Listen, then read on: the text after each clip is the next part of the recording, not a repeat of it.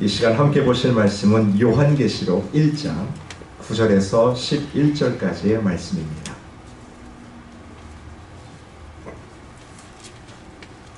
우리 성경, 신약 성경 요한계시록 1장 9절에서 11절까지의 말씀입니다. 우리 한 절씩 교독하시고 11절은 합독합니다. 제가 먼저 9절 시작하겠습니다. 나 요한은 너희 형제요 예수의 환난과 나라와 참음에 동참하는 자라. 하나님의 말씀과 예수를 증언하였으므로 말미암아 반모라 하는 섬에 있었더니 주의 날에 내가 성령에 감동되어 내 뒤에서 나는 나팔 소리 같은 큰 음성을 들으니, 함께 읽겠습니다. 이르되 내가 오는 것을 두루마리에 써서 에베소, 서머나, 버가모, 두아디라, 사데, 빌라델비아, 라오디게아 등 7 교회에 보내라 하시기로.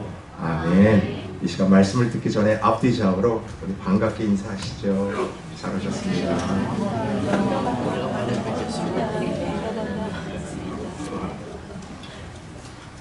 오늘부터 우리가 몇 주 동안 우리 요한계시록에 대한 부분을 함께 살펴볼 것입니다.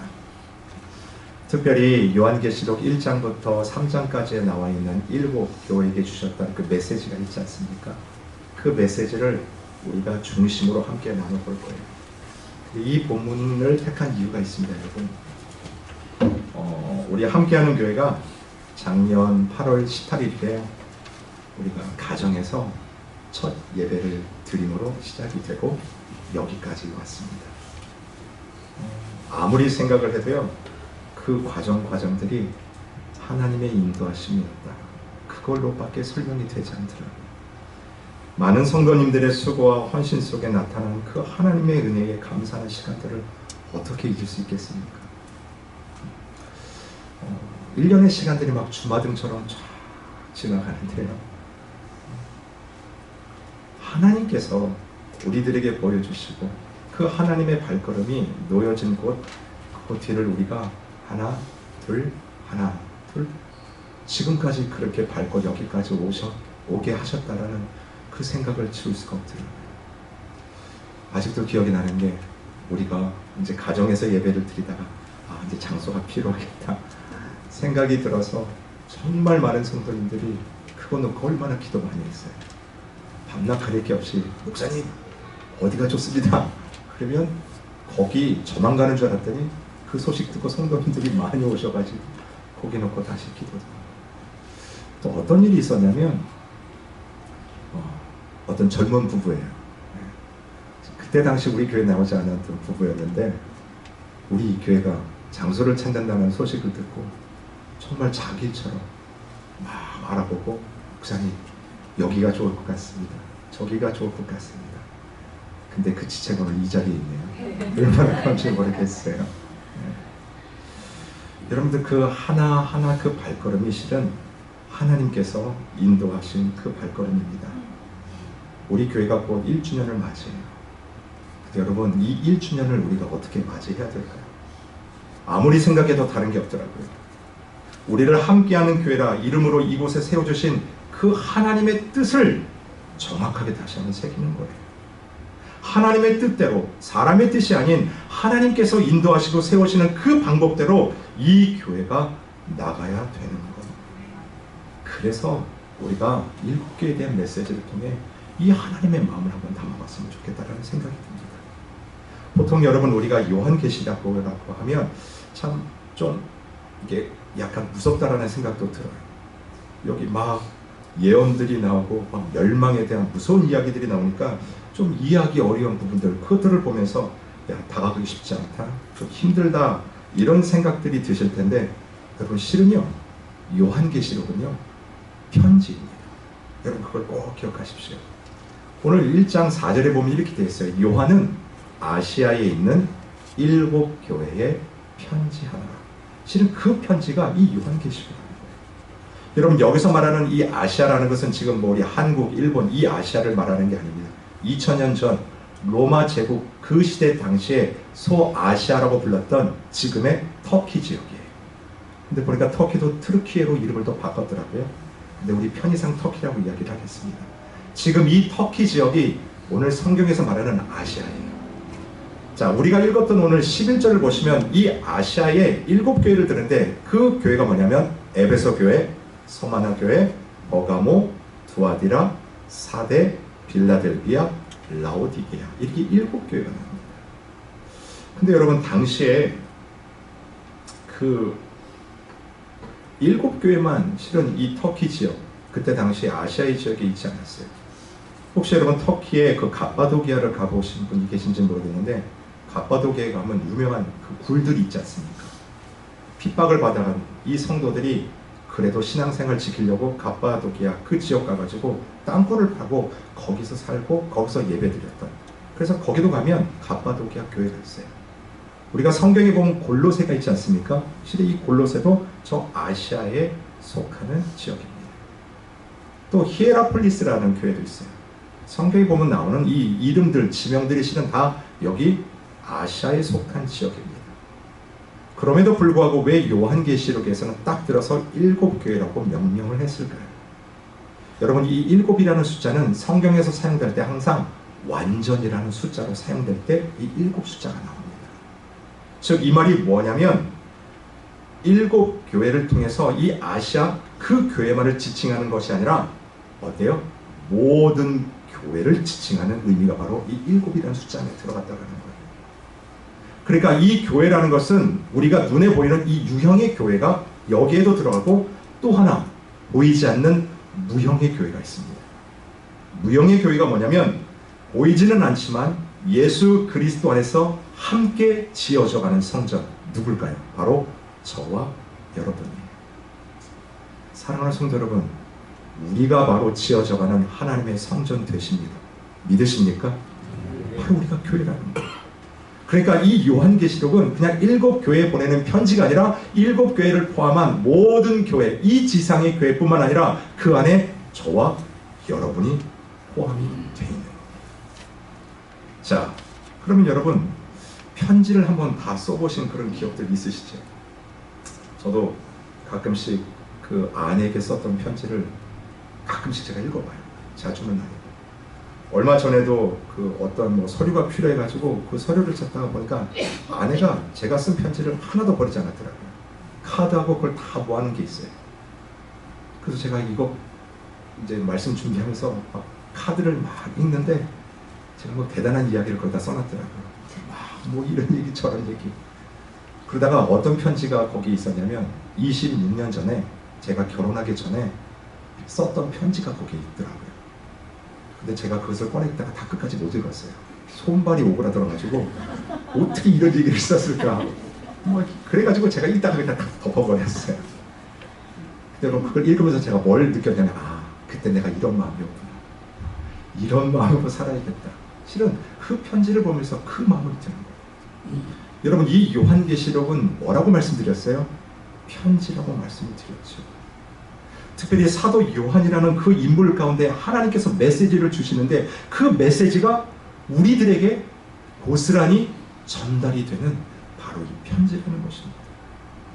그냥 이렇게 살아라, 그러한 어떤 통지서가 아니라 하나님이 저와 여러분에게 담아놓으셨던 그 귀한 마음들이 꾹꾹 눌려져서 한자 한자 써진 그 성경이 바로 요한계시록이라는 거예요. 무서운 편지가 아닙니다. 무서운 내용이 아닙니다. 맞아요. 때로는 이해하기 어려운 내용들도 있지만 그 안에서 왜 우리에게 이 편지를 쓰고 계시는지에 대한 하나님의 마음과 중심을 특별히 이 요한계시록 7교회를 통해 저와 여러분이 나누기를 원해요. 자, 그렇다면 여러분, 주님이 사도 요한에게 이러한 메시지를 막 부어주시는데 이 메시지를 받는 곳이 어딜까요? 9절에 보면 나와요. 섬 이름이 바로 반모섬이라는 것입니다.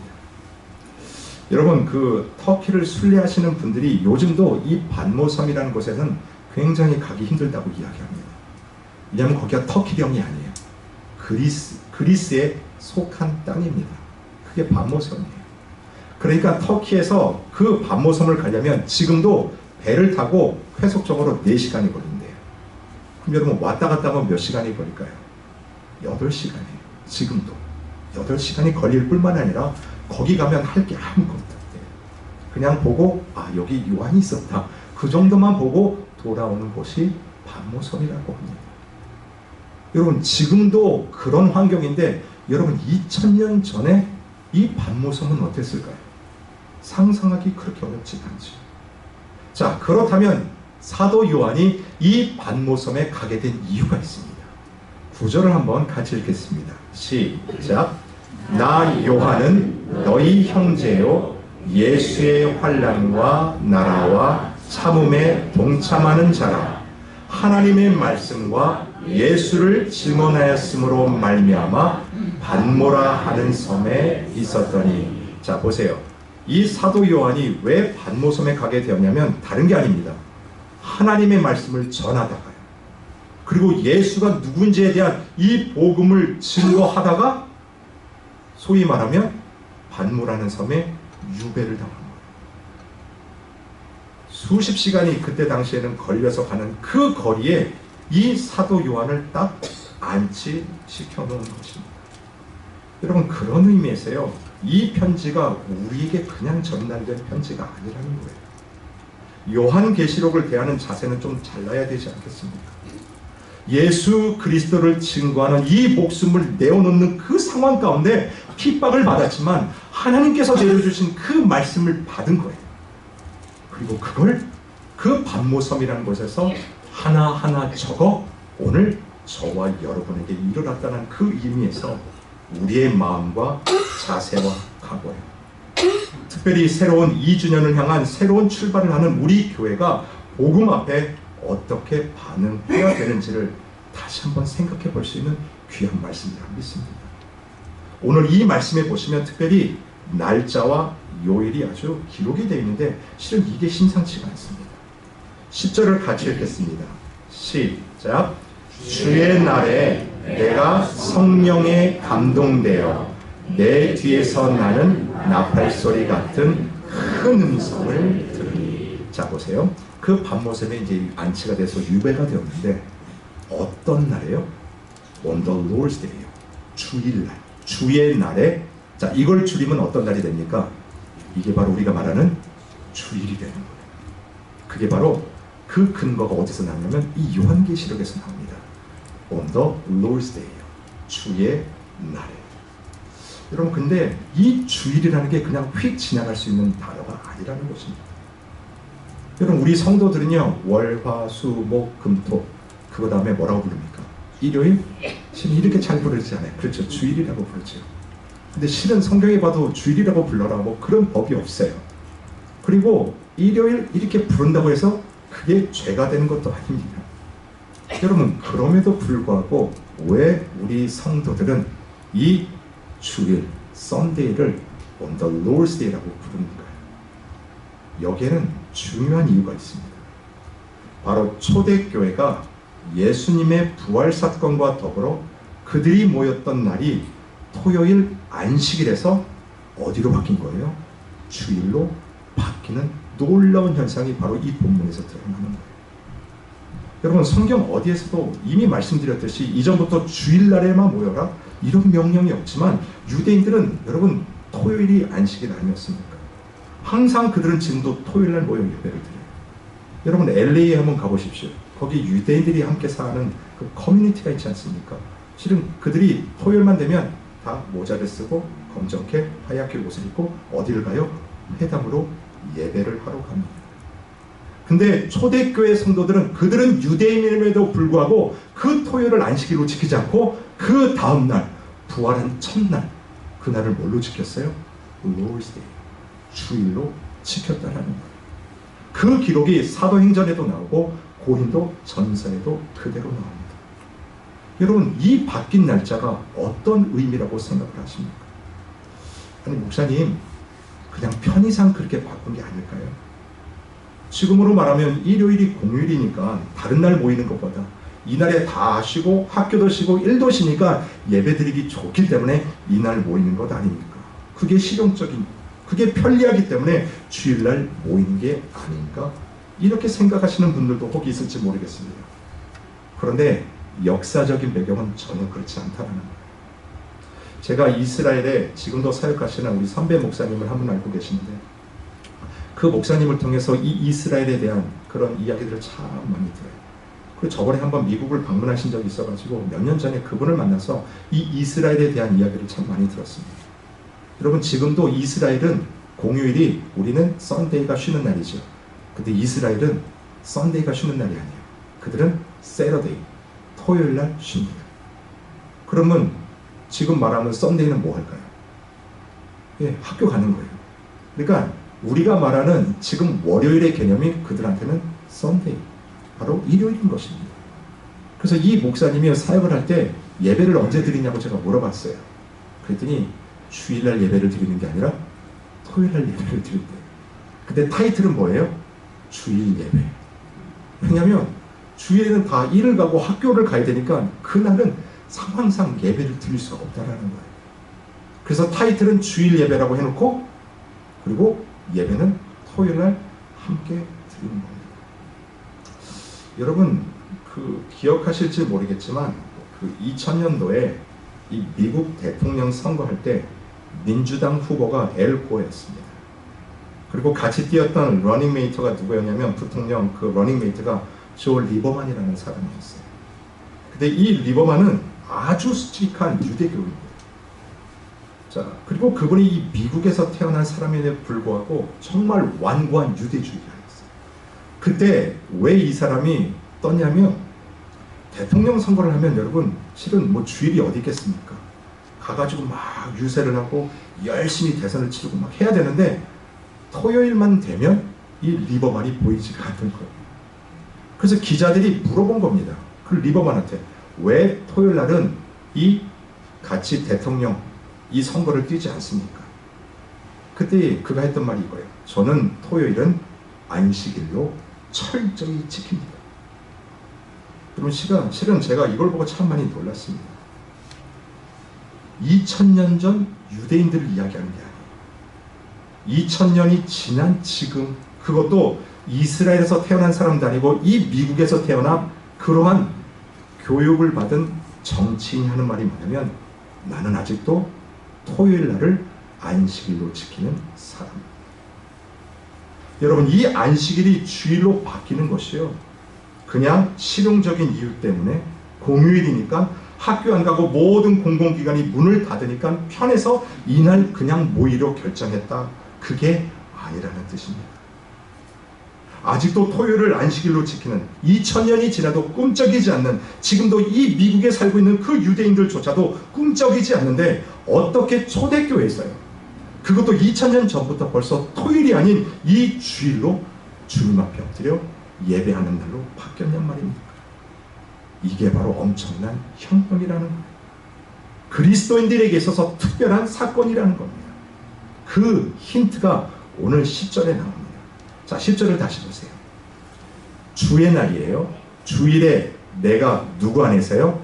성령에 감동되어 내 뒤에서 나는 나팔 소리 같은 큰 음성을 들었다. 여러분, 주일날 이 사도 요한에게 어떤 일들이 벌어졌냐면, 어떤 소리를 들은 거예요? 하나님의 큰 음성을 듣게 되었다라고 이야기하죠.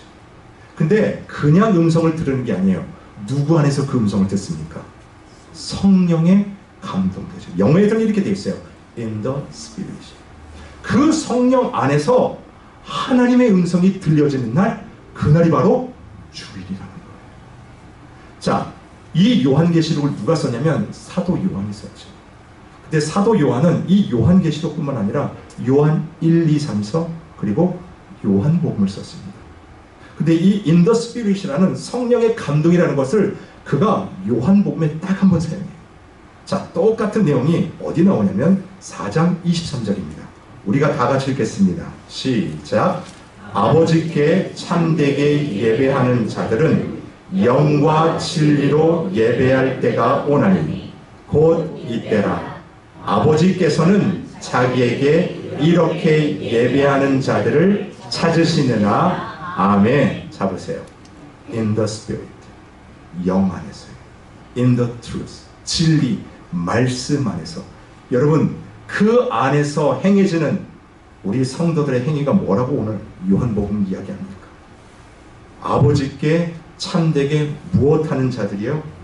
예배하는 자들이라는 겁니다.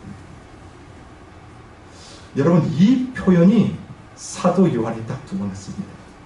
바로 요한복음과 바로 요한계시록이에요. 성경에 이와 같은 이야기가, 비슷한 이야기가 나오는 게 또 하나가 있어요.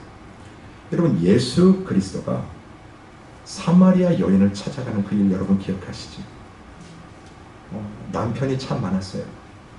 그래서 아침에는 도저히 물을 뜰 자신이 없어서 남들이 다 나오지 않는 땡볕이 쬐고 있는 그 시간에 나와서 물을 깃고 있는 그 사마리아 여인에게 예수님이 찾아오십니다. 그리고 이렇게 말씀하세요.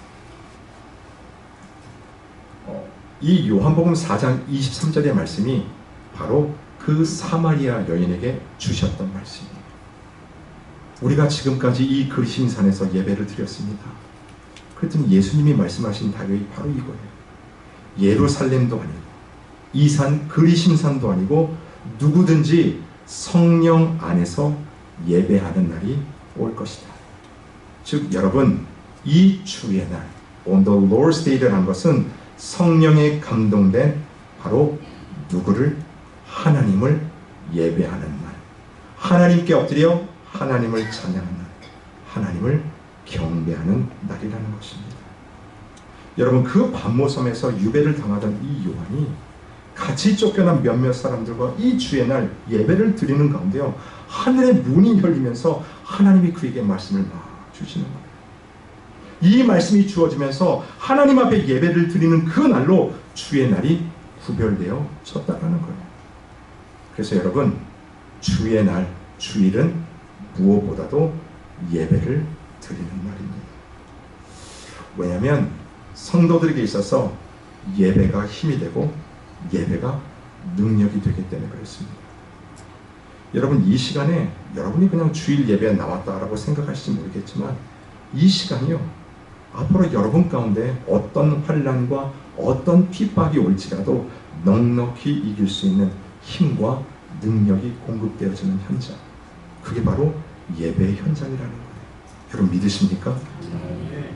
여러분, 우리 선배들이 이런 얘기를 참 많이 했어요. 제가 예전에도 한번 말씀드린 적이 있는데 저희 할머니가 저한테 옛날에 그런 얘기를 참 많이 하셨어요. 예배를 장으로 얘기를 많이 하셨습니다. 여러분, 혹시 한국에 가면 3일장도 있고 5일장도 있고 7일장 있지 않습니까? 저도 예전에 정선에 5일장을 한번 가봤더니 막 사람들이 장이 서는 날에는 자기 물건들을 가져와서 팔기도 하고 사기도 하더라고요. 근데 우리의 신앙의 선배들, 이 예배를 무엇으로 표현했냐면 바로 7일장으로 많이 표현했습니다. 여러분, 장이 서면 그때 사람들이 나와서 필요한 물건들을 다 사지 않습니까? 그리고 다시 장이 설 때까지 그 장본걸로 살아가는 거예요. 근데 만약에 장날을 놓치면 다음 장날이 올 때까지 기다려야 되죠. 마치 주일 예배가 그와 같다라고 예성도들이 말했다는 거예요. 여러분, 이 주일 예배를 한번 7일장이라고 한번 생각을 해보십시오. 이날 와서 이 예배에서 필요한 은혜와 능력과 지혜를 공급받지 못하면 그 6일은 쫄쫄 훑는다라는 거죠.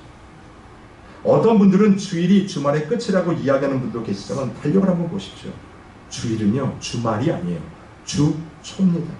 이날 처음 하는 우리의 시작되는 이 일주일의 첫날 가운데 이 예배를 통해서 필요한 은혜와 능력과 에너지를 공급받지 못하면 여러분, 나머지 6일은 힘들 수밖에 없다는 것. 이게 바로 영적인 원리라는 거예요. 성도들은 바로 이 예배의 현장에서 믿음을 얻습니다. 이 예배를 통해서 필요한 모든 것들을 얻는 거예요. 성도들은 이 예배가 진정한 예배가 될 때야 비로소 하늘의 문이 열리고 위로부터 공급되어지는 그 모든 필요를 채움받는다는 것입니다. 여러분, 이 요한 사도가 반모섬에 유배가 되었을 때 받은 계시가 요한계시라고 말씀을 드렸어요. 여러분, 왜 사도 요한이 반모섬에 유배가 되어졌다고 말씀을 드렸냐면 그 외딴 섬에서 혼자 고독을 씹어보라고 실은 거기다 보는 게 아닙니다. 여러분, 복음을 전하는 이 사도 요한을 성도들로부터 떼어놓았는데 단순히 외롭게 하기 위해서 떠나는 것이 아니라 바로 성도들이 모이면 늘 하는 것, 그게 뭐예요? 바로 예배 아닙니까? 그 예배의 공동체로부터 지금 이 사도 요한을 딱 떼어서 분리를 시켜놓은 것입니다. 실은 그것이 예수 믿는 자들이라면 가장 힘든 일이라는 거예요. 로마 제국시대 때요, 그 그리스도인들을 보니까 예배를 드리고 나오는 모습이 마치 천하를 다 얻은 것 같은 그 얼굴로 나오는 것입니다.